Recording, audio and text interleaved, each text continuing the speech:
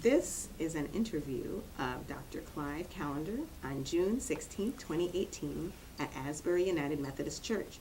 Dr. Clive Callender will be describing his life story, including experiences at Asbury United Methodist Church, his sense of how Asbury has fit into Washington, D.C. history, and his connections with Washington, including his work as a transplant surgeon in D.C. and elsewhere for decades.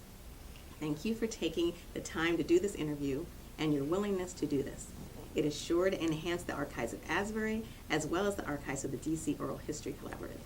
You will be able to review this recording in the future, and you have the right to refuse to answer any question asked today.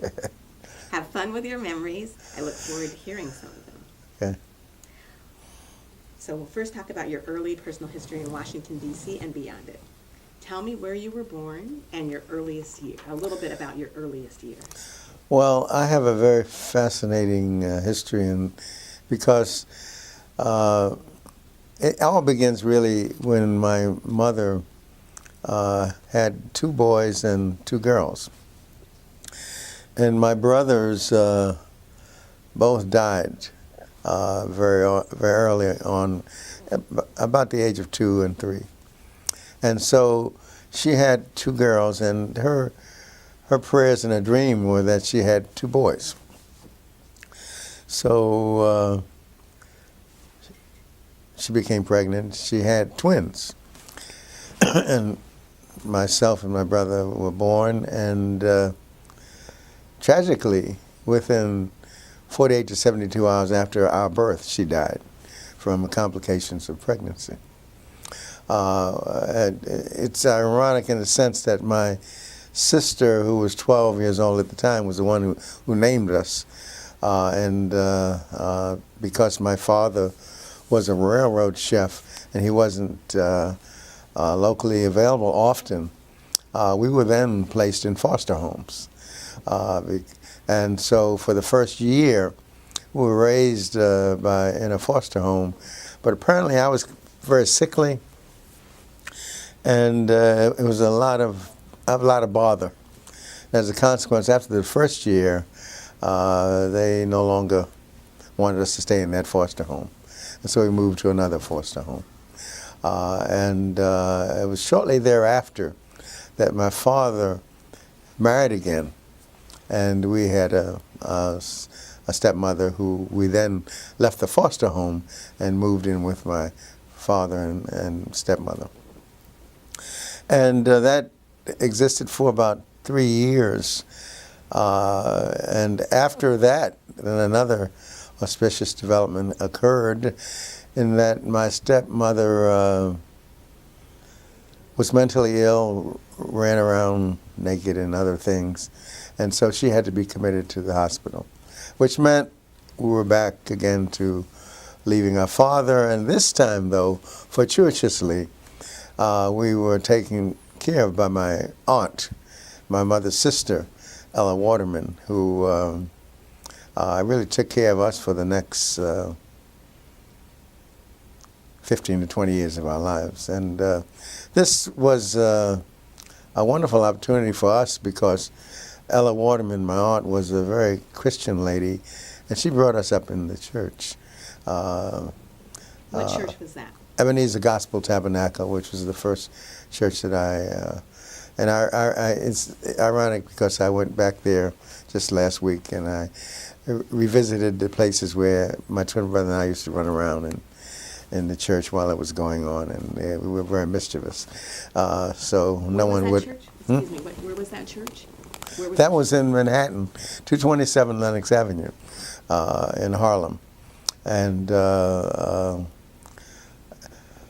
by the age of 7, I was listening to a sermon, and I was impressed by the fact that by becoming a medical missionary, I could heal the bodies of mankind and also the souls of mankind. So at the age of 7, I purposed that this would be my destiny in life, and that I wanted to become a medical missionary.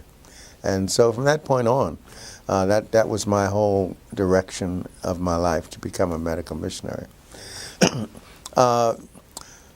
Now, around between the ages of 7 and age of 15, my life was very occupied with the church. I learned how to read going to church. I learned all my singing in the church, acting, playing, everything I did revolved around the church. Sunday from, I guess, about 9 o'clock in the morning until 6 to 8 p.m. at night, I was in church. Monday, there was the praying band. Tuesday was prayer and testimony. Thursday was Bible study. Friday was choir rehearsal. So that I spent most of my young life in church, and as a consequence, I didn't hang out with a lot of the other kids who felt their main thing was get a juvenile delinquency card and other things that went on. So I wasn't part of that. I was primarily in the church, and this was one of the greatest things that happened to me because it formed the rest of my life. Then at the age of 15, I contracted pulmonary tuberculosis, and this at that point in 1951 was often a fatal illness, and so I was separated from my family, went to the hospital, and was actually in the hospital for 18 months, which is an interesting way to spend your teenagers. But I learned so much in that hospital. I saw patients to the right of me and to the left of me dying, and I saw a lot of things that happened that helped me appreciate the faith that I developed while I was at Ebenezer Gospel Tabernacle. My faith in God, my experience with praying and fasting and Bible study, and actually in my younger days I was a real Bible scholar and won many prizes and contests as a Bible student. So this fortification helped me, and when I went to the hospital and wound up the first 3 to 6 months I was at Harlem Hospital in Manhattan, and I was in the TB unit, and most of the treatment, they had very little treatment that was good, and so therefore, it seemed as though that I wasn't responding to the little treatment they had. So as a consequence, after 3 months, I was transferred to Metropolitan Hospital, where they thought I was going to need surgery. Now, things that evolved during that hospital stay in that 18 months that were very positive, that came out of it that I would never have thought possible in my own scheme of things, was that my cousin or uncle Herbie and Vernal, they were both physicians, and they gave me a gift of the American College Dictionary to read from cover to cover, and the Merck Manual, which is the Bible for doctors. So I read those from cover to cover. I had little else to do. In those days, they didn't have school in the hospital. You're in the hospital, you're just in the hospital. And plus, who's coming to the TB unit to teach you? So, because we had to wear masks all the time, it was a contagious disease, and so I spent much of my time reading the Bible and reading the American College Dictionary, enhancing my vocabulary, and reading the Bibles, the Merck Manual, which is the Bible for doctors. And so all of this kind of broadened my horizons and helped me to survive through the 18 months. Now, after the first 6 months, when it was deemed that I was not responding effectively to treatment, they decided they needed to take out half of my lung. And actually, during the surgery, it was thought they would have to take out my whole lung. But apparently, my vital signs made it impossible for them to do that. So they only took out half of my lung on the right side. And I recalled vividly all of the experiences I went through. They had a metal tube that they put down to wash out my lungs. I had to have gastric analysis. They had to put a nasogastric tube down myself every morning for about 3 to 6 weeks. And it was interesting as I went through all that. What was most interesting about that experience is that my faith in God was such that none of it ever really bothered me. Through it all, I knew that my dream to become a medical missionary would be would come to pass. So anyway, I had the surgery. After the surgery, I went to a welfare island and recovered there for another 6 months. Then after that, What is Welfare Island? Welfare Island is an island off of Manhattan where there's another hospital where after you recover from surgery, you go there and you recuperate and you rehabilitate. And so I stayed there for another 3 months. And after I recovered from the surgery and the complications thereof, I then was transferred to Otisville Sanitarium, which was in Otisville, New York, where they would put you when you had TB, so you'd be away from everybody else and you could recover. In those days, there wasn't an effective treatment for TB, and so the surgery that they did was what they thought would do it. They also tested me. They had some medications that they tested me on that were unsuccessful, and so the prospects at that time was that I would probably live maybe 1 or 2 years, and maybe not that long at all. But shortly thereafter, though, after 18 months, they considered me arrested, and I was discharged from the hospital with the expectation that I would recover. And so I then took advantage of some things before I left the hospital. For example, they had the IQ test, the Intelligence Achievement Test. And all those achievement tests, I scored very high and demonstrated that I had the ability to be successful in whatever I wanted to do. I could be the doctor that I wanted to be or anything else that I wanted to be. And so the things that were important that occurred while I was in the hospital was I did get these tests to show that I could do things. And I also had the opportunity to read the dictionary and the Merck manual. Those things were things that, positive things that came out of it that would help me for the rest of my life. So when you recovered, apparently almost miraculously, were you back in high school? I then went back to, I had finished junior high school, and I had gone to Commerce High School in Manhattan. And I actually was Commerce had two schools. They had the General Commerce School, and they had Lincoln High School. I usually don't tell people that I was in Lincoln High School because I wasn't proud of my academic prowess, and so I usually kept that a secret. I mean, but anyway, because I love basketball, and I wanted to be a basketball player or a baseball player or something like that. So, and I thought it more of my athletic stuff than I did the mental prowess. So nobody actually would know I was in Lincoln Park. They just know I was at Commerce, and so. But that's just part of how my career evolved. So anyway, I finished high school, and So you finished at Commerce. Commerce High School. And when you were in school at that point in our country, were you dealing with segregation at any time when you were growing up in the schools or anything else?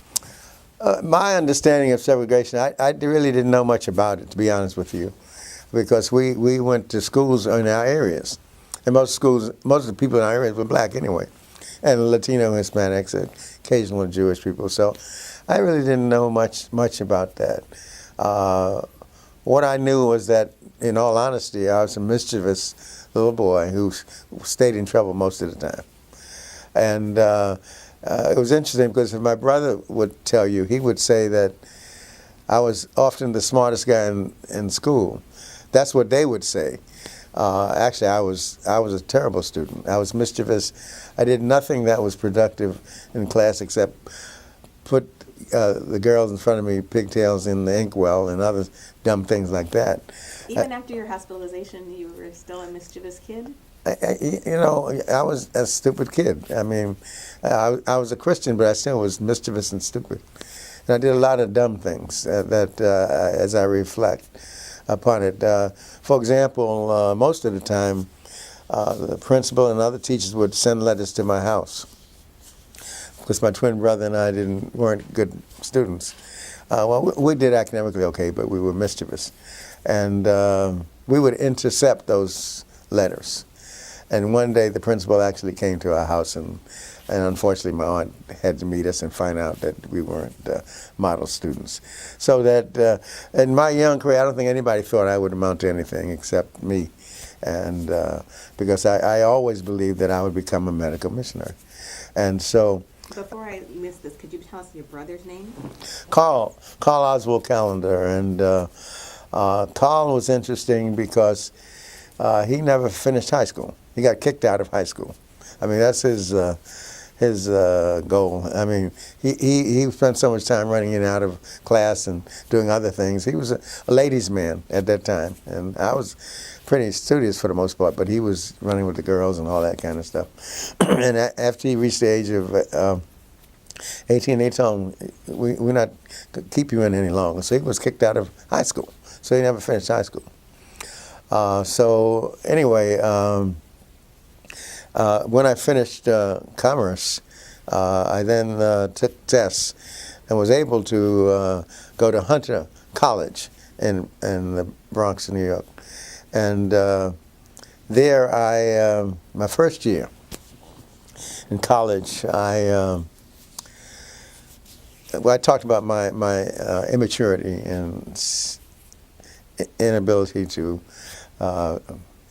grow up. But the first year in college, I didn't do well. History, English, I thought, why do I have to waste my time with history and English? I want to be a doctor. So I didn't do well. And as a matter of fact, my grade point average at the end of my first year was about 1.9 out of 4, which was disastrous. And I was in the medical part of the college, which they want you to have a certain average to stay in that area if you want to be a doctor. And they told me that I didn't belong because I didn't have the grades, and that I needed to go into something else that I was more suited to. Well, because of my faith in God and my belief that this was what the Lord had in store for me, I didn't pay her much attention. And so the second year, actually, my major was chemistry, and I failed the chemistry course, which then would make anybody with any sense realize that I was not suited for medicine. And she told me that repeatedly. Your professor told you that? Huh? Your professor told you that? Yeah. They had that group that dealt with those people who were interested in medicine, and she told me that I didn't belong. But I encountered another professor who told me that there are other paths to get there, and she introduced me to physiology. So I had a double major of chemistry and physiology, and I got all A's in physiology.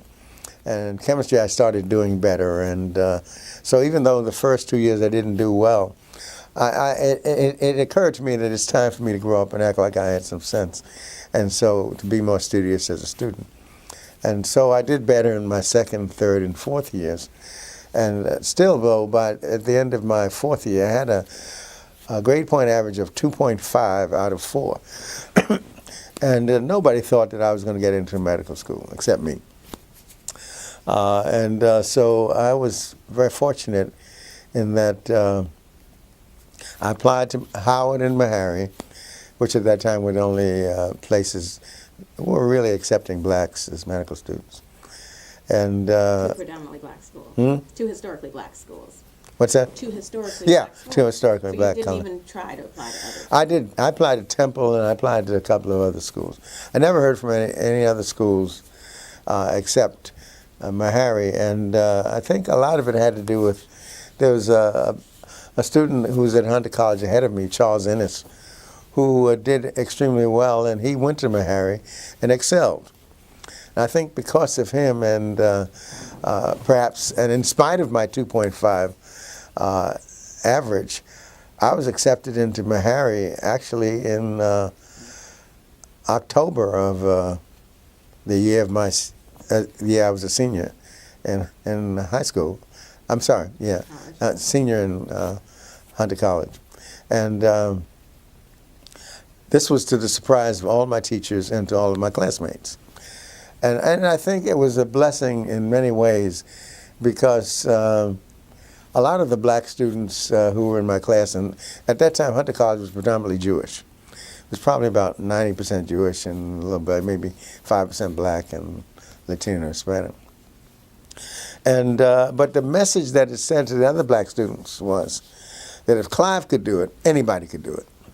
And lo and behold, that was true because just about 5 or 6 of them are doctors today because they recognize that, hey, look, if I can do it, anybody can do it. And they did it. 5 or 6 of your classmates. These are my classmates, yeah, right. Who had been in Hunter and then succeeded as well. Well, yeah, they were in my class, and early on they saw I got accepted into medical school. I was the first one in my class to get accepted to medical school, miracle of miracles.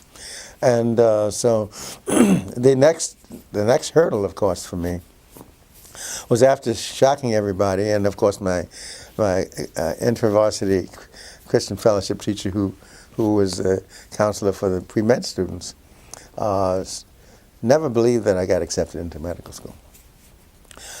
So I also did not do very well in organic chemistry. I don't share this often, but I was some credits shy of getting my degree, so I had to take an organic chemistry lab course. This was at Meharry? No, this is at Hunter, Okay. to get out of Hunter. Ah. Mm-hmm. Okay, and I actually, the guy flunked me in the lab course. I never understood that, but anyway, in spite of that, I was able to get enough credits to graduate.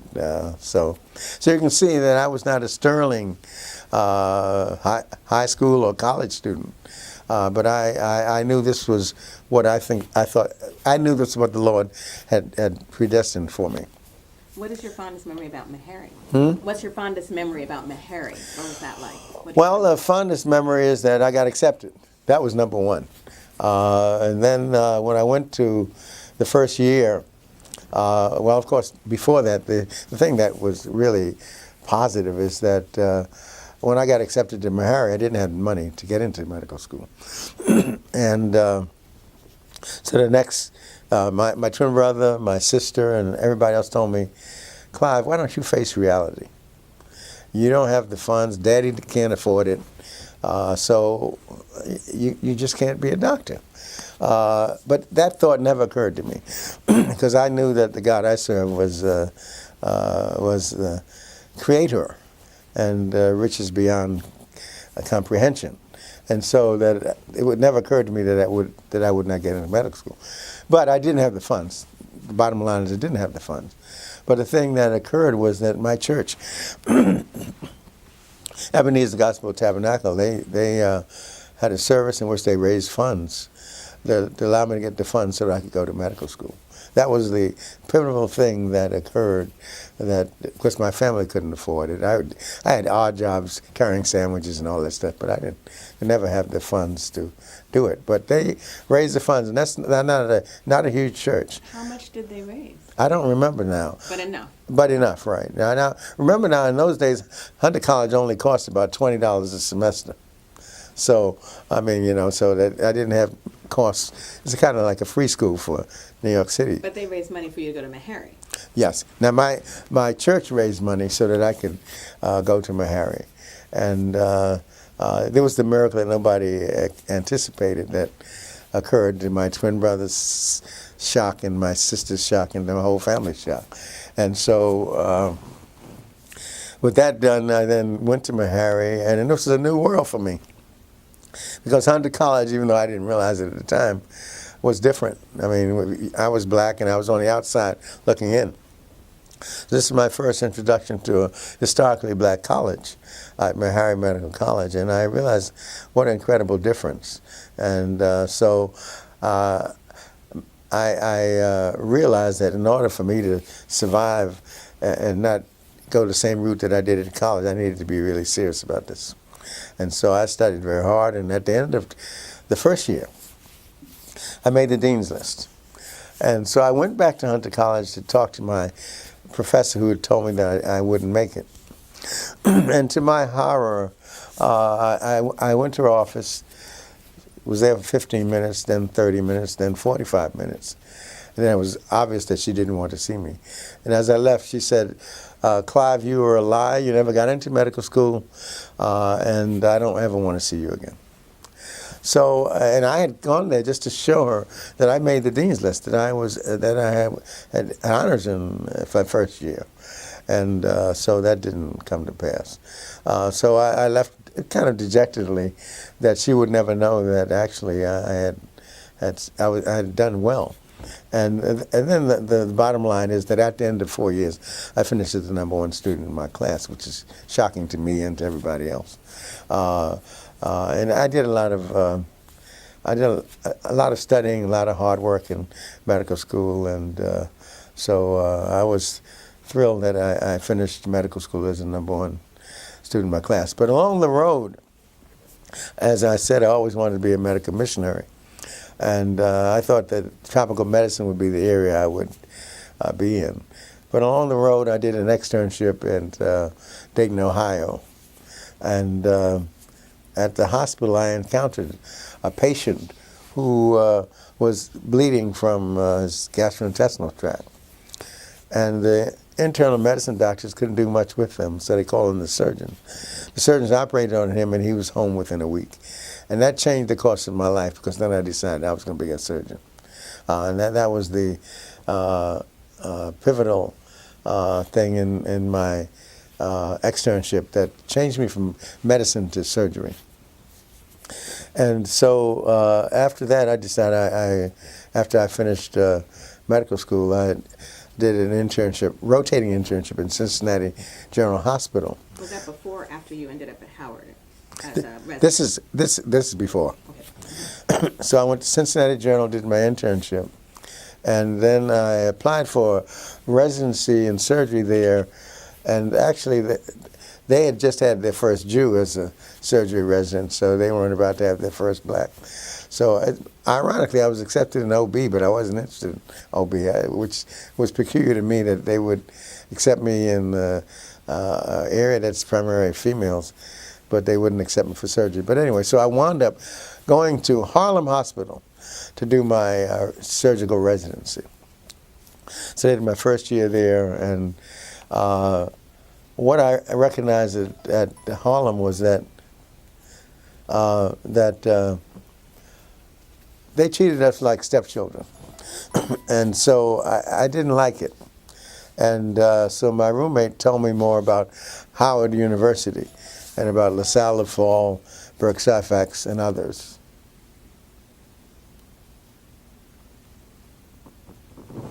Let me just turn it off. Yeah.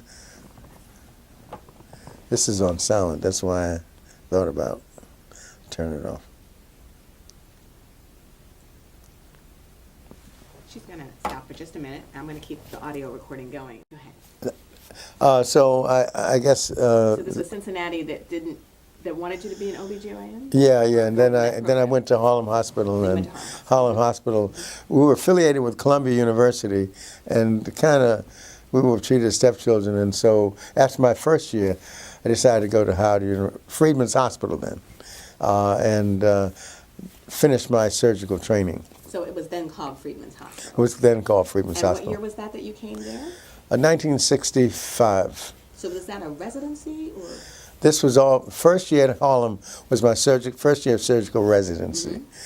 Mm-hmm. When I went to Howard, it was my second year of surgical residency. So that was the first time you were in D.C., or had you been to D.C. before? That's my first time in D.C. So what were your first impressions of the city at that time? What was what struck you? Where did you live? Well, what happened is that when I went to Cincinnati, it was a racist city. And so, by contrast, going back to Harlem, which is home, and then going to D.C., it was different. Although at the time when I came to Washington, D.C., it was pretty much segregated as well.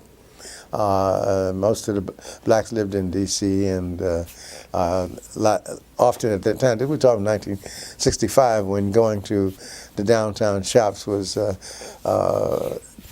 segregation. I mean, if you were black, you could scarcely go into some of those downtown department stores. So, but it was much better than Cincinnati, which was, by contrast, deep south. So, Where did you live when you were doing this at Howard? well, I lived, they had residency quarters, so I lived in the hospital. And it was there that I met Fern. She was a nurse, and I was very focused as a surgical resident. And she says that nobody else wanted to work with me but her, because they said, he's difficult to work with, and you can work with him, so you go work with him. And so I met her, and she befriended me, and we talked, and so we had a friendship and a relationship, and she always wanted to be a nurse missionary anyway, and I wanted to be a medical missionary, so things kind of worked out well. And so that was when I first met her, and that was when I first started going to Asbury, because she went to Asbury, and then I started going to Asbury too. And so that was my introduction to D.C. and my introduction to Asbury. Well, then we'll move right into Asbury now that you've mentioned that. Except that, so your area of concentration in Howard at that point was General surgery. what? Okay. Yeah, I was a resident in general surgery. Okay. So how did you come to be connected with Asbury United Methodist Church in Washington? Because of Fern. Yeah, when I met Fern, and I liked our relationship, so she went to church at Asbury, so I decided to go to church at Asbury. And so I kind of followed her there. What do you remember about Asbury when you first were introduced to it, other than that Fern, your wife-to-be? Well, it was very crowded then. I mean, you could hardly get a seat in Asbury at that time. And I used to sit up in the balcony. And I remember that it was the church to be in. I mean, it was a church that was thought of as a very high church kind of thing, where those successful people went. That was my sense of about Asbury then.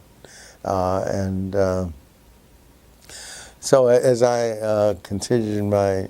So you got married at Asbury? Well, Is that... I didn't want to get married while I was a resident, but my wife, my fiance, well, she wasn't my fiance, my girlfriend, told me that if we're going to continue our relationship, that I would have to do something solidly like getting engaged or something, or else we wouldn't have a relationship. So that wound up with me in my last year of residency getting married. And we got married at Asbury with Reverend Foy, who gave the sermon at our wedding. And that was in... 68, 50 years ago. Right. Congratulations. And Has the date passed yet, or is it still coming? We celebrated our 50th anniversary 2 weeks ago, May the 25th. Right. Congrats So, again. right. So. Were you a member right away, or? Well, you know, it's funny. I don't ever recall changing my membership to any church other than Ebenezer Gospel Tabernacle, who after they had actually gave me the grant that got me to medical school, I always felt that I belonged there. But I attended so frequently, and that everybody assumed I was a member. And so to this date, I mean, I'm considered a member, but I don't know that I've ever really... So you're not necessarily on the official rolls of Asbury after I am. this time? Oh, I am, but I don't know that I ever really joined. I just know that one thing led to another, and because Fern was there and we were married, it just seemed kind of, I guess, natural. So you can't really say a date when you actually joined, but you feel like you're a member. Well, I know I'm a member because I keep getting all these, what are those books they send you every year? The offering. So I am a member. Yes, right. Then I've probably been a member since '68, I guess. You know, and because I always sang, I eventually joined the choir to the Asbury. What's the name of the choir? Wesleyan choir. Hmm? The Wesleyan choir. No, it wasn't. Evangel choir. Evangel choir was the choir that I sang with. Do you remember when you started doing that? Well, yes, and I can tell you when I started doing that, because it wasn't after I completed my surgical residency and Fern and I got married. My dream came true because one of the surgical residents was from Nigeria, And he knew I wanted to be a medical missionary. And his country in Nigeria, they had a Biafran civil war. And the Port Harcourt Hospital needed restoration. And so Kaiser Foundation International wanted somebody to go over there and lead a team that would restore the hospital. And so this is my chance to have my medical missionary dream come true. He introduced me to that. I went out to California, met with them, and I recognized this was an opportunity for me to go to Africa, go into the bush, be a missionary, and have my life's dream come true. So I shared this with Fern, and although I thought that we talked about this when we got married and that this was what was expected, it seemed to be a surprise to her that we were going to be going to Africa so suddenly, because I had just finished my surgical residency. And here was the chance of my lifetime, and I wasn't going to let it pass by. And so we then left D.C. and went straight to Africa, where we spent the first 9 months in Africa doing surgery, going into the bush, ministering, and so my life dream came true. The only problem that occurred as a consequence of it was that I lost 40 pounds in 9 months. And I wasn't heavy to start with. But to lose 40 pounds when I came back, I was like a skeleton to everybody else who had seen me before I went there. And so the question was, why did I lose this weight, and was Africa really for me? And so that question was raised, but I had already pretty much decided I was going to spend the next 5 years doing medical missionary work. Excuse me, you were in Nigeria? Did you go to Nigeria specifically? Port Harcourt, Nigeria. First to Lagos, then to Port Harcourt, Nigeria. We then did surgeries night and day, and actually participated in the restoration of Port Harcourt General Hospital. So these people might not have had their surgeries if it hadn't been for your getting them. That's correct. And we did many surgeries. What do you remember? Do you remember patients? I guess probably the most auspicious surgery was surgery when a guy had a tumor of his mandible. And I took out his mandible tumor and replaced it with a rib. And so that probably was the one that was most noted by others. To me, the ones that were more notable were the hernias and the other general surgical procedures. But that was the one that most people paid attention to. So it was a very successful 9 months. But then the fact that I lost 40 pounds was still something. And as a consequence, when I came back, I got the opportunity to learn that there was a transplant fellowship available. What time frame are we talking now? After I came back, after the 9 months over. This was 1970 when I went there, and this was early 1971. And so there was a transplant fellowship available that I considered, and I decided I would do that because general surgery to me wasn't challenging. Transplant surgery was new and exciting, but I thought before I really go to Minnesota to do this transplant fellowship, I'll go back to Africa for another 3 months and see how that happens, see how that works out, and maybe I'll still do more of medical missionary work.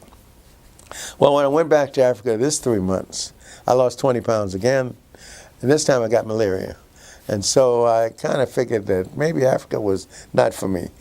And so that I had my opportunity to do 12 months of medical missionary work, and I decided that maybe my missionary work would be in the United States.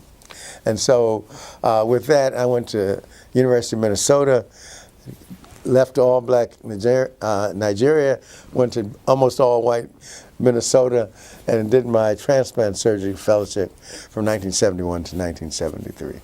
What made you decide to pursue transplant surgery? Actually, the fact that general surgery was not challenging to me anymore, and that transplant surgery was a new field.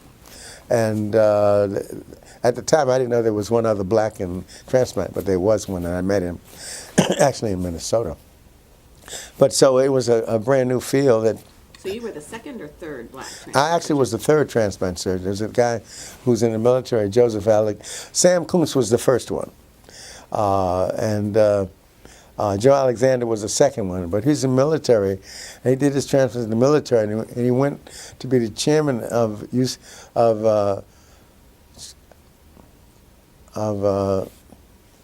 I think it's Martin Luther King, hospital.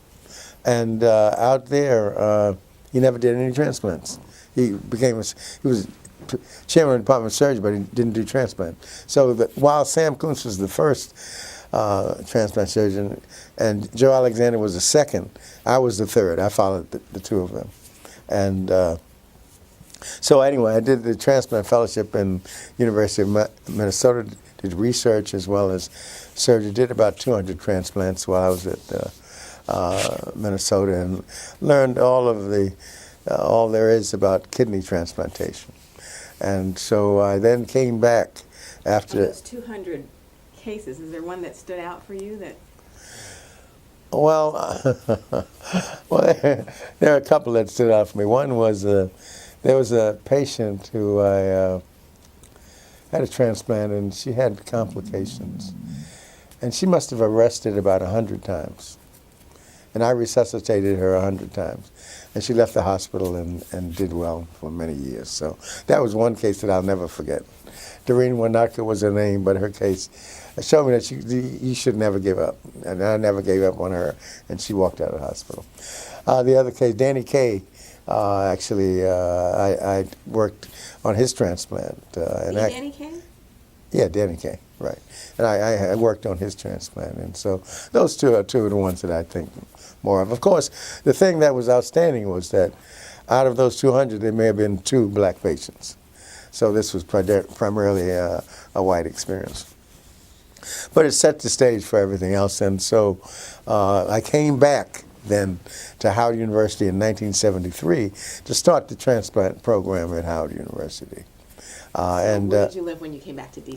Where did you live when you came back to D.C.? Well, I lived in D.C. 103 Webster Street Northeast is actually where our first residence was. That neighborhood, what it was like then in the 70s? Yeah, it was. Everything was pretty much all black then, right? Yeah, unlike how it is now, but it was all black then. And so it was then who came back, and I started with Asbury. It was then I had a patient. One of my first transplants was a patient by the name of Alan Gibson, and he sang with the choir, and I thought to myself, I've sang all my life, by the way. When I was 15, I started singing and never stopped singing, except when I was in medical school, I didn't sing. And so I said, well, if Alan Gibson can have kidney failure, be on dialysis, have a transplant, and sing in the choir, then how can I not go back to singing? So I followed his lead, and I joined the choir, and I started singing. It was the Evangel Choir you joined. Evangel Choir. This would have been in the mid-'70s? No, this was in 1975, exactly, because I transplanted him in '74. He was among my first 8 transplants. And it was a successful transplant, and to see him go back singing in the Evangel Choir motivated me to go back, and so I started singing again. Now, unfortunately, as a transplant surgeon, you know in your career that you have responsibilities, and that meant even though I went to choir, so I went to the Evangel Choir, and even though I tried to be available, I tried to faithfully make rehearsals, and when I could, I'd be there on Sundays to sing. But as a transplant surgeon, if a transplant becomes available, I have no choice but to miss church and miss rehearsal and do the transplant. So you would get a call about an organ being available because somebody had died who could help somebody who needed that organ. That's what would happen. At that point in '75, we're not talking cell phones here. No. We're talking about, right. So you got a call. You have pages. You have pages. You have did pages. you literally get pages at the Evangel Choir rehearsal saying, hey, gotta go? Yes, and sometimes I would miss the performances, and I would be there for rehearsal. And the choir director of that time actually kicked me out of the choir. So, but you know, when one door closes, another one opens. And Alton Street was the choir director at that time. Who was? Alton Street was the choir director at that time. And so, since I got kicked out of the choir and I loved to sing, he decided he would mentor me and teach me. And so I would go to him every week, and he would teach me. And as a consequence, that started my solo career again. And when did you do your solo? When did you start being a soloist at Asbury? I don't think every now and then I would sing a solo, not often. Mm-hmm. But since I could sing, he then said, well, okay, why don't you just be a soloist? And so I started, and I would rehearse every week. And so then I started singing professionally and sing for weddings and this, that, and the other. And so that started my solo career. So your solo career was not just at Asbury, it was in people's weddings in between services? I'd sing for Howard and all over the place. Because, what part do you sing? Huh? What part do you sing? I'm a tenor, second tenor, really. I then had an opportunity to really develop my musical talent along the solo line. And so since I couldn't be in the choir, I just did a lot of solo work. Let me ask you about a couple other things about Asbury, and then we'll go into your Okay. career. So, other than the choir, was there anything else that you were particularly interested in joining and were able to be a part of since the 70s at Asbury? Well, of course, in the 70s, I was pretty busy as a transplant surgeon, and in the 80s and up to the 90s as well. But I think between the time that I started to solo work with Alton and the time he actually died, because he died on the organ playing one of his favorite songs, The Last Chord. He was playing the last chord. Yeah, he was playing the last chord and he dropped dead in one of the churches. The Lost Chord? The Last Chord. The Lost Chord. What, that was the name of the song? The Lost Chord, yeah. And when was that? That was about, seemed like about 7, 8, 9 years ago that he died. He died in people's congregational. It wasn't at Asbury, I see. Huh? It wasn't at Asbury. No, because he left Asbury after 2 years, because he had a lot of trouble with the ministers and stuff. But because Alton was an iconoclast, to say the least. Yeah. So, but anyway, he's the one that mentored me, and every week we would rehearse, and he would have me singing in other locations. But then as far as Asbury, other things that, of course, I always was thrilled at the fact that they had the neighbor-to-neighbor breakfasts, and they gave out the sandwiches every Sunday and Saturday. And those things stood out to me as a church that really was a community church that made a difference. And for that reason, I loved worshiping at Asbury. In addition to which, at the time, during the 70s, 80s, and 90s, it was a church in which, if you wanted to attend the service on Easter, you had to come very early. Otherwise, you wouldn't get a seat. And I got along well with the Asburyans. I would sit up in the balcony when I could. I'd sit up in the balcony with the other families, and so it was a great opportunity to raise my kids. And the first 5 or 6 years of their life was at Asbury. And so. And then what happened after that? After that, they didn't like Asbury anymore, so we started going to People's Community Baptist Church. So around what time are we talking about that? Hmm? When was that? Around what time? That was around 87, 88, thereabouts. But at some point you came back. Huh? At some point you came back. Yeah, oh yeah. After, around in the 90s, I came back. Why? Because, as a matter of fact, the pastor died. They had a new pastor, and his style was not, I didn't like his style. And so I decided to go back to Asbury. And that's when I started back. And then when was that? That was in the 80s or the 90s? No, that was in the late 90s, Okay. Close to 2000, around that time. Uh-huh.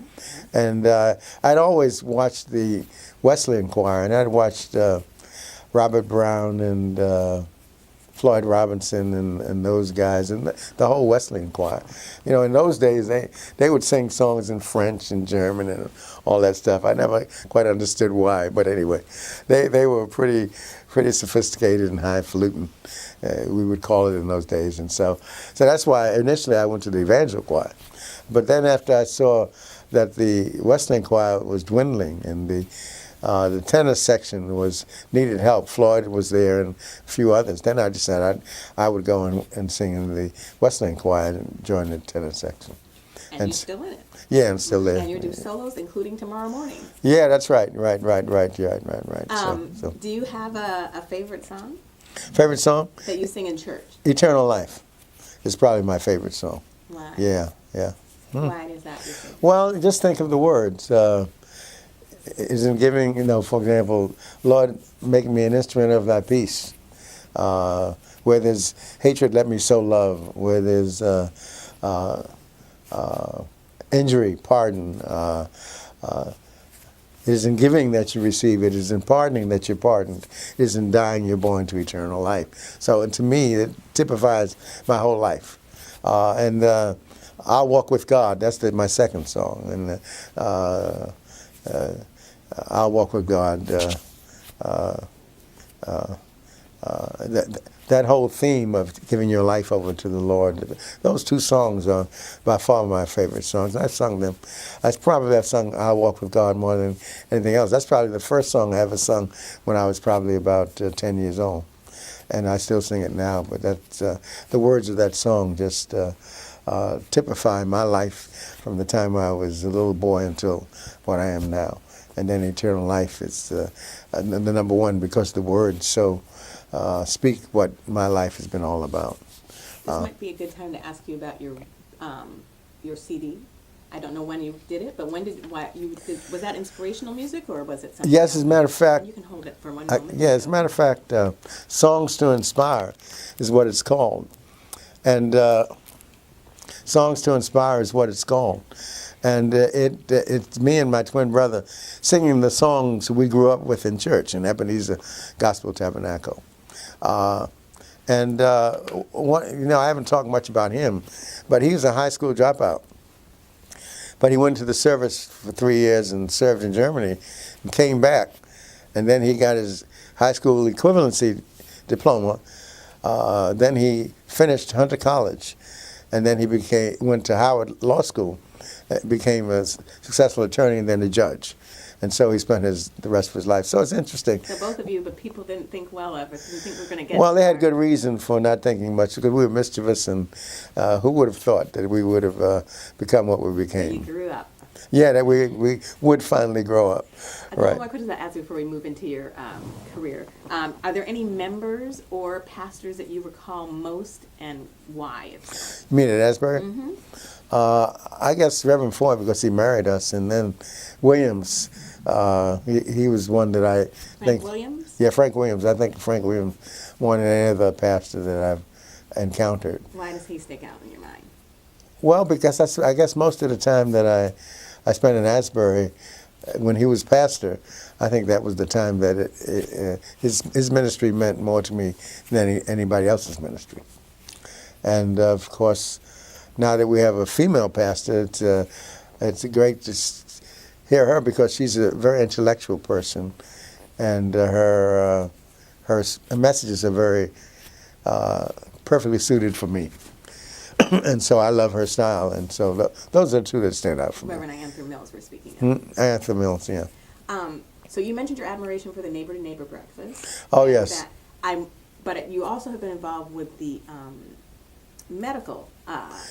Oh, I often forget about what I do with those things. Yeah, you're absolutely right. Because of the Neighbor to Neighbor breakfast, I became part of that committee.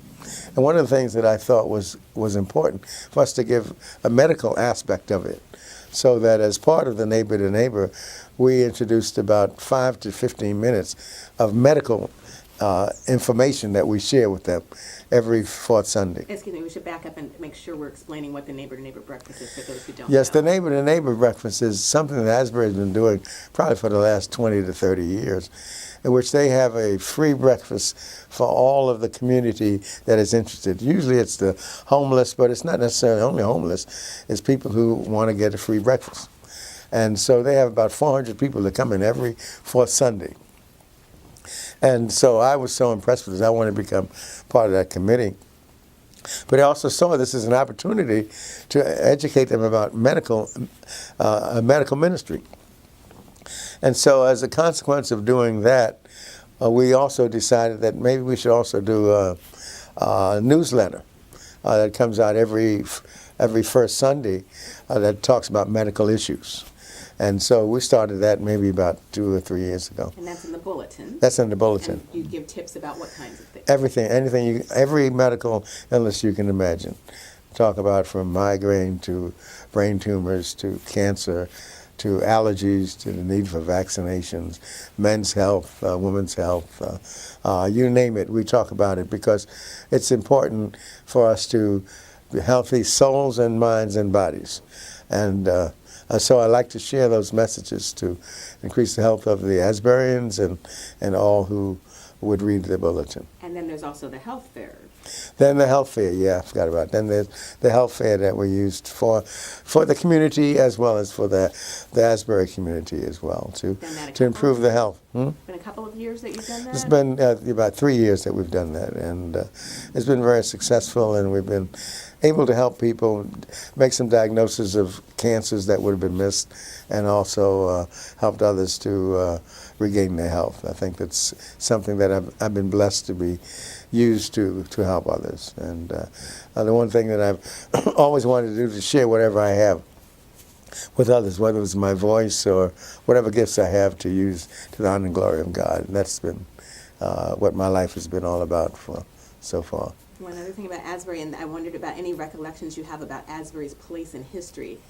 So given that you were married 50 years ago, I'm wondering whether you remember Asbury's place in what happened 50 years ago, and right around the time of the assassination of Reverend Martin Luther King Jr., what it was like to be in the city at that time. Well, it was very interesting because right after Martin Luther King was assassinated, I came to visit my wife, and those days I had to walk from her house, was Park Road, down to past the church to New York Avenue. And I got in a cab, and they wouldn't take me. I was living at DC General, and they wouldn't take me to DC General. So since I wouldn't get out of the cab, they put me in jail.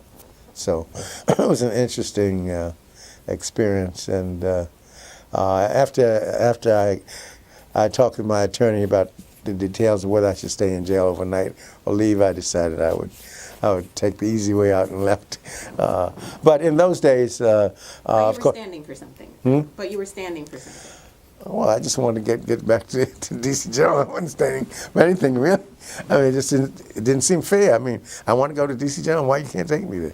And of course, it's Southeast. That's why he said. And so.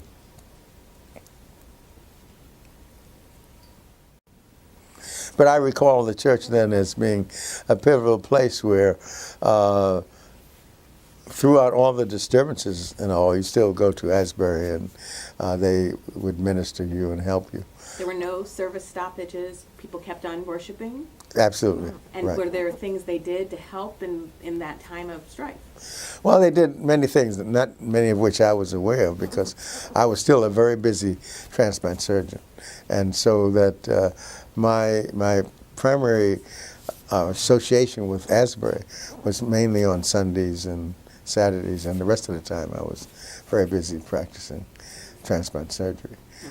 Is there anything else about Asbury that's of special interest to you, or something that people maybe don't know that you think they should about Asbury? Maybe a fond memory you Well, I just think that the role they play, you know, they have many ministries. You know, the toilet ministry, you know, where they give you toiletries. It's those people who are homeless who don't have underwear and those kind of things. And many people forget that those things are important. So they give little things that toothpaste and toothbrushes and those kind of things. That's the toilet ministry, the pantry ministry, where they give sandwiches and all those things. And there have been many people who I've heard testify that they made it because Asbury was there.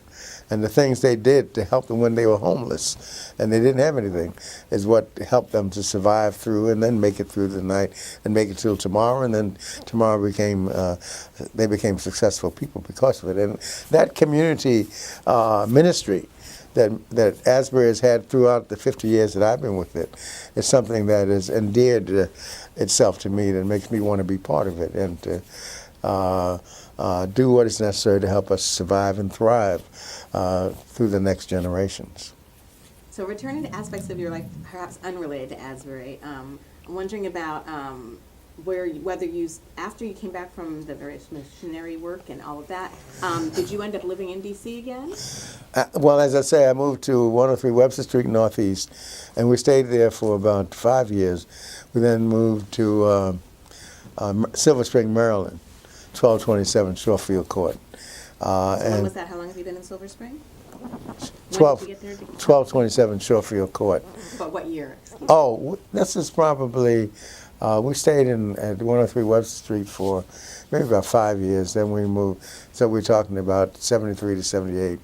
And then we moved in Shorefield Court for about 2 to 3 years.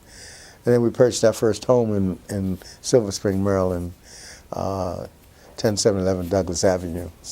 And then we moved out to Silver Spring, where we live now, shortly thereafter, where we've been for the last 40 years, I guess. And when you were in D.C., given your busyness as a surgeon and all, did you have a chance to get to know the neighborhood? Were there traditions in the neighborhood amongst African Americans in D.C. that you remember? Not really. I spent night and day, frankly, in the hospital. I never thought of myself as a great father, but I thought Fern was a great mother. And she kind of atoned for all of my absences as a father.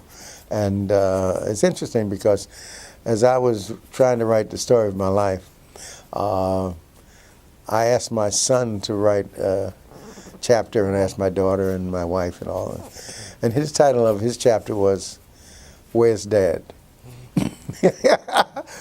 Brutal, but anyway.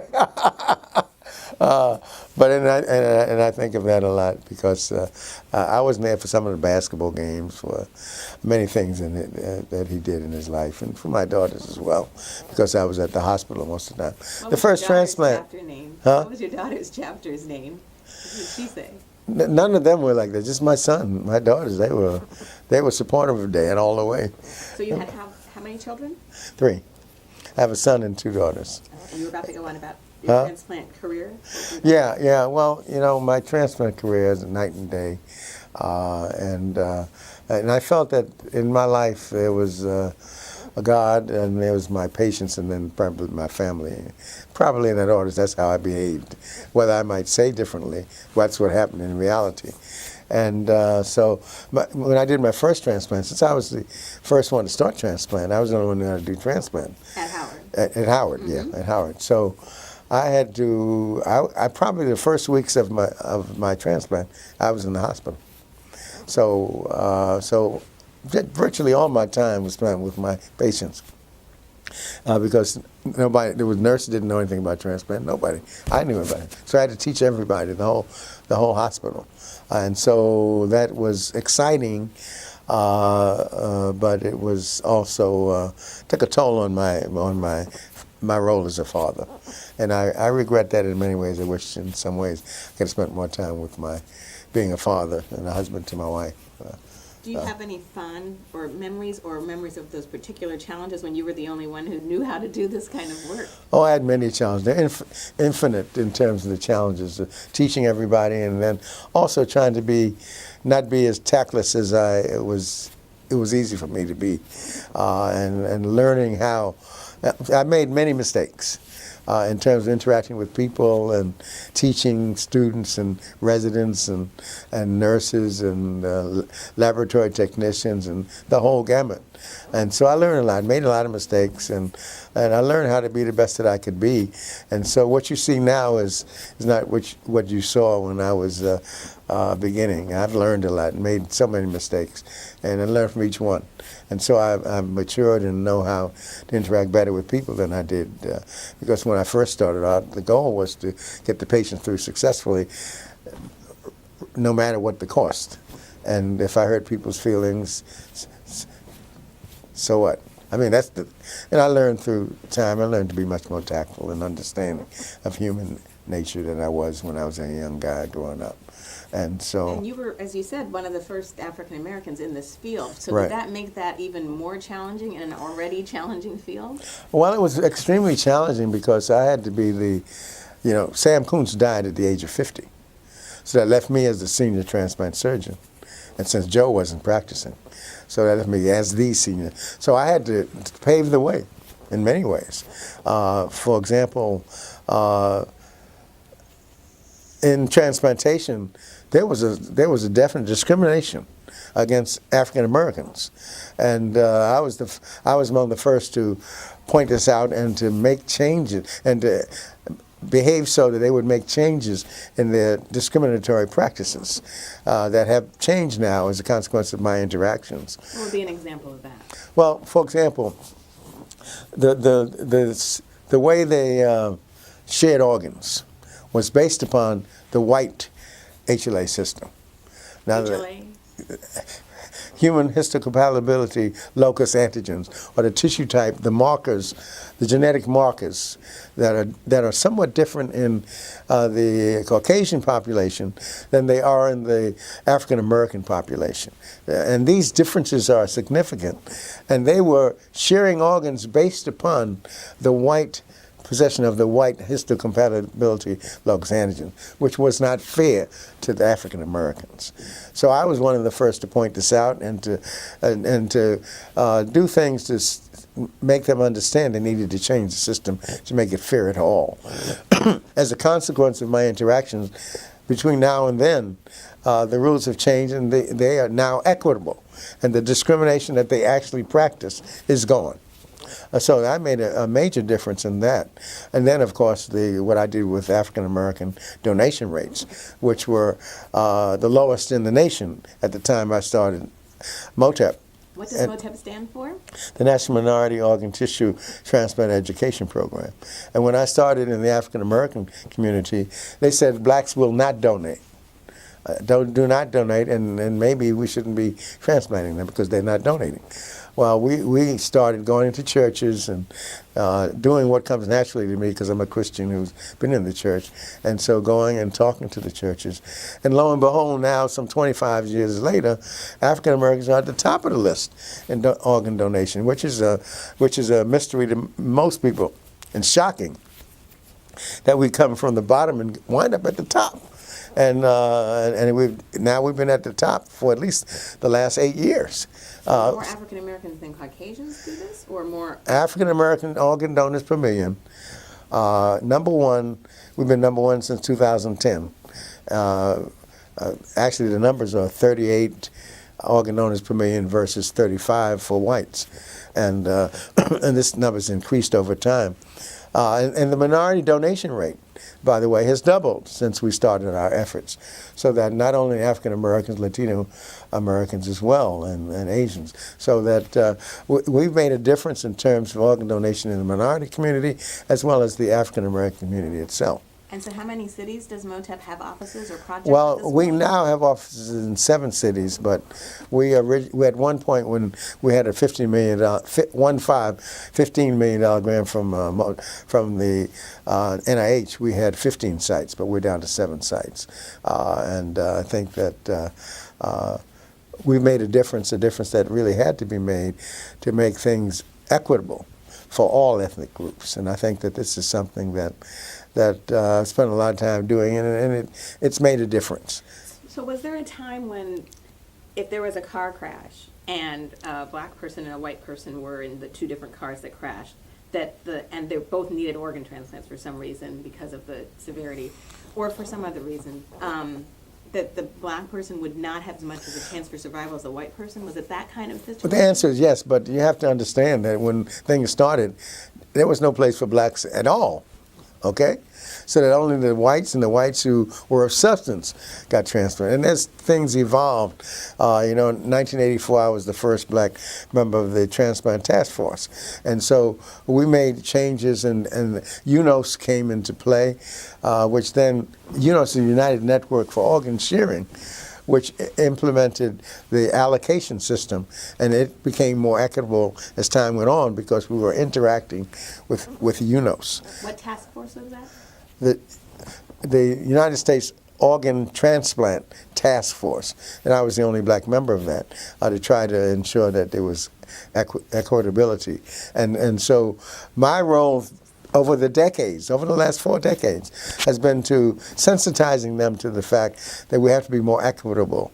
And they have become more equitable. And so I take great pride in the fact that, in the role that I've played in that. And you know, when you're the first black in areas, as you would know, when you speak, you know, as a woman, when you speak, a man has to speak to demonstrate that what you said made sense. And so I had to do the same thing when I spoke out as a black, and I spoke out all the time because I knew I represented us. And sometimes the whites would have to come in and speak to give legitimacy to what I was saying. But over time, first they were angry with it, they didn't like me, and so forth and so on. But over time, they recognized that this was a contribution that had to be made. And so I take great pride in those 2 accomplishments in my career. MOTAP, which increased the organ donation rate, and equitable allocation that may exist today, partly because of the efforts I made in protesting and sensitize them to the fact that they were doing things that were racially discriminatory. And did I see that you also, I'm not sure if this was separate from MOTAP or part of it, created a DC organ donor project? Well, MOTAP evolved from the DC Organ Donor Program, the Dow Chemical Company Take Initiative Program. The DC Organ Program was rather regional and local. The Dow Take Initiative Program was a regional program where I went to 25 cities across the United States, emphasizing the need for organ donation, talking to the mass media to educate blacks and others about the need for blacks to donate. So these were the steps that showed that blacks could donate, and then using the model that we used in blacks to successfully use that, Latino, Hispanics, Native Americans, and Alaskan and Pacific Islanders. But this effort started in D.C. where you had... It started in D.C. And it involved face-to-face interaction that was very important? Grassroots face-to-face interactions, which are the single most important thing, along with mass media. So going into the communities, educating the communities to become part of the solution to the problem.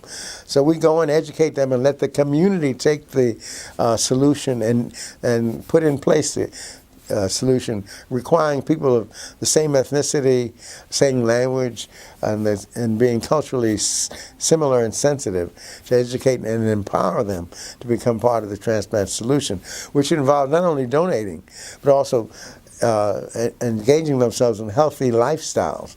Love yourself, take care of yourself. These are the things that we teach.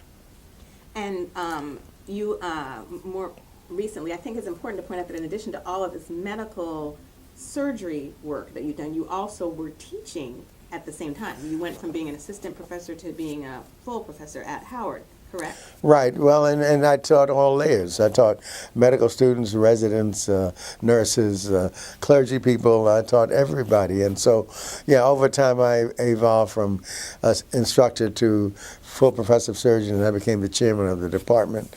And then, and I still teach now and do a lot of work with teaching residents and medical students even today. So you're today. still a professor as well as a surgeon? Yes. And are you full-time? Yes, I'm full-time, yeah. And Howard gave you an honorary degree not too long ago. What was 2014, that like? What was that like after all this work? Well, it's kind of funny because I mentioned to you that I applied to Howard as a Hunter College student, never heard an answer. So it kind of was ironic that I would go to Meharry, then come to Howard, and then almost 30, 40 years later, I get an honorary degree from Howard University, which was a pinnacle of my career, to get an honorary degree as a Doctor of Science at Howard University. I'm thrilled to be able to say I'm now a Howard alumnus. Doctor. So how do you think about, do you have any plans to retire? You know, one of the things about getting older, and I had my 81st birthday last November, is that I believe that you should use the gifts that God gives you as long as you can. And as long as I have health and I'm able to do it, I will do it. And when I can't, I'll stop. And it will be easy for me to stop. All I have to do is say I want to stop, and I stop. But as long as I go to work and it's fun, And I don't say fun in the sense that's as negative. It's a positive sense. And in many ways, I've never worked a day in my life. I mean, I get a huge salary that one could argue whether I deserve it or not. But I get a huge salary, and I get paid for doing what's fun to me. I love helping people, and so I get paid to help people, to teach doctors, to teach residents, to teach medical students, and to teach other people. And so this has been fun. It's been a joy of my life. And it's been what I believe God has ordained me to do. And this is live my life to the honor and glory of God, and doing everything I can to the best of my ability so that He can get the glory. And this to me is what I was destined to do from the time I was born. So you may have answered this, but I want to know, still ask as a general thought as we're summing up. Of what are you most proud? What I'm most proud, and I actually say this in my resume, my one-page resume, is that I would love to be remembered as a God-fearing surgeon who reached the unreachable stars. And to think that I, as a little kid from Harlem who was running around in the streets running around in the church, grew up to be somebody who could make a difference and help so many people along the way. It's something that I just can't thank God enough that I grew up, I emerged from that mischievous little child to become a helpful and successful transplant surgeon who has been able to reach the unreachable stars and have the impossible dream come true. Have you ever sung that song? Yes. I don't sing it very well, but I sing it.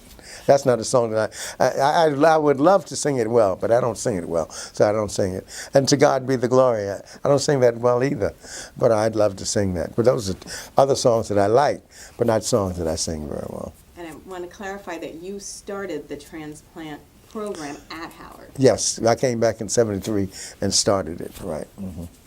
So of all the things you've done in your life, what has been the greatest blessing? The greatest blessing that I've ever had in my life was one day I spent the night doing a transplant. The next morning, it was a Sunday, I went and gave a sermon at church. And I got a standing ovation, and I thought that was it. That was the day of my life. That was the most happy of my life. Because I did my surgery, a transplant, the kidney made urine on the table, and then I went and gave my testimony, and it was received well. To me, that was it. That's the acme of my life. Thank you. And I want to check on the spelling of your wife's name. And could you tell us? Fern, F-E-R-N. Mm-hmm. Irene is her middle name. Marshall is her maiden name. And Callender is Thank you. And we should have you spell your name as well. CLIVEORVILLE. That's my middle name. And Callender, CALLENDER. People often make it like the calendar, which is an A, but it's E. You got more E's in there than some. That's right, yeah. Mm-hmm. And what is your age and birth date? November 16th, 1936, I was born. That makes me 81. Is there something I didn't ask you that you wish I had? Well, I think that I guess the role models from Asbury to me that have made a difference in my life have been Alan Gibson and Floyd Robinson, to see what they've done, and to see, for example, that Alan inspired me to go back to singing. It was a gift that God gave me that I needed to use for His honor and glory. And Floyd Robinson, I watched him through the years from the time, I guess he was singing for 72 years, so that's a long time. So I think those are the people that stand out in my life, Frank Williams and Iantha. Two singers in particular were influential for you at Asbury. Yeah, Alan Gibson and Floyd Robinson. Of course, Robert Brown was excellent, and I loved to hear him sing, too. What were you going to say about Frank Williams? Hmm? What were you going to say about Frank Williams? Well, I thought that he was the pastor, as I said before, pastor that I learned more from, and Iantha Williams is the one now who I learned most from. What is it that you learned from her? I think what I sense in her is that this is somebody with a high IQ who uses it to honor and glory of God, and her sermons typify her her intellectual excellence. And And- that's what I like about it. And That's what impressed me most about her. And it sounds like that's sort of what you tried to do for yourself as well, because you talked about passing that IQ test back when you were in the hospital, and now you've come and done all of this work decades later. Well, it's interesting because I never knew anything about that stuff. My twin brother would tell me about that. For some reason, I never heard or paid attention to any of that stuff. And so that's why I said, he said. I really didn't know much about that. Other people, and I think they announced it in class, and in class I wasn't really paying attention, so I missed it. So I heard what he said, and I understood that I'm alleged to have had a high IQ, but I don't pay much attention to that stuff. Anything else you want to But add? I guess I did finish first in my class in medical school, so that says something to it. Must have been something to it. Yeah, right. And I just think that one of my greatest faults is that I expect people to be as energetic and as committed as I am. And so in many ways, if you're not energetic and you're not willing to be committed all the way, then you don't want to work with me, because I'm not very tolerant of mediocrity. And that's a fault, and I realize that. And it's something I'm working to do better with, but I haven't mastered it yet. Thank you very much for taking the time to talk with us. I'm going to turn off the recorder now, if you're good with that. Oh, yes, yes. Okay. Thank you again. How old were you when you started the transplant center at Howard? Let me see. I started transplant in 1971 when I was a fellow, University of Minnesota, and I was 35. And And then at Howard, how old were you when you started the transplantation center there at Howard? then I was 37. And the thing that I think about more than anything else that I kind of left out is the 50 years of being married to my wife Fern, and for her to endure being married to me for 50 years with the lifestyle that I've had is something that maybe she should be sainted for. And to see what happened with my 3 children, my son Joseph, who is a statistician who's doing well at Ernst & Young, my daughter who's an obstetrician and gynecologist who works at Holy Cross, I Her guess. name is? Elena Stephanie Callender, and Joseph Callender, who's named after my father. And then my daughter Ariane Nicole Callender, who is an attorney who is one of the vice presidents for Amgen. Those are the pride of my life, and to think that they've achieved in spite of me being such a absentee father is something that is a tribute to my wife Fern's wife skills and motherly skills, and something that I could never thank her enough for. And I think God bless me. You know, when you have a good wife, you have paradise. If you have a bad marriage, you have hell. And I've had paradise. Yeah, thanks to marrying the right person for me, because I don't think anybody else could have been able to stand me. And so that's something that I tend not to honor enough. The fact that what's happened with our children and what's happened with our marriage for 50 years is an incredible gift from God. Thank you very much. Really appreciate your time. And your Okay, comments. all right.